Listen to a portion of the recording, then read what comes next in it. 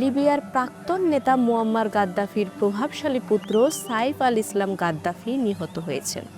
খবরটি নিশ্চিত করেছে বিভিন্ন পরিবার ঘনিষ্ঠ সূত্র, তার আইনজীবী এবং লিবিয়ার সরকারি সংস্থাগুলো। সাইফ আল ইসলাম গাদ্দাফি ছিলেন উত্তর আফ্রিকার এই দেশটিতে অত্যন্ত পরিচিত এক রাজনৈতিক ব্যক্তিত্ব। বিশেষ করে 2011 সালের অভ্যুত্থানের আগে তিনি লিবিয়ার নীতি নির্ধারণে বড় ভূমিকা রেখেছেন।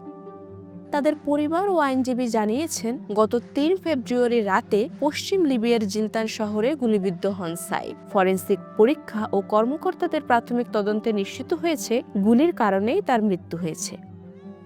লিবিয়ার অ্যাটর্নি জেনারেলের কার্যালয় আজ জানিয়েছে তদন্ত চলছে এবং সন্দেহভাজনদের শনাক্ত করে আইনি ব্যবস্থা নেওয়া হবে। তবে এখন পর্যন্ত কোনো গোষ্ঠী বা গ্রুপ এই হত্যার দায় স্বীকার করেনি।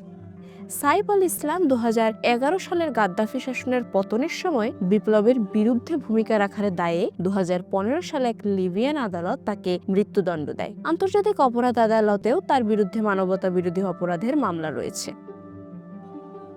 2012 থেকে 17 সালে অনেকটাই অন্তরালে ছিলেন তিনি, কিন্তু 2021 সালে লিবিয়ার প্রেসিডেন্ট নির্বাচনে প্রার্থীও হয়েছিলেন সাইফ, যদিও শেষ পর্যন্ত সেই নির্বাচনে স্থগিত হয়ে যায় রাজনৈতিক অচলাবস্থার কারণে।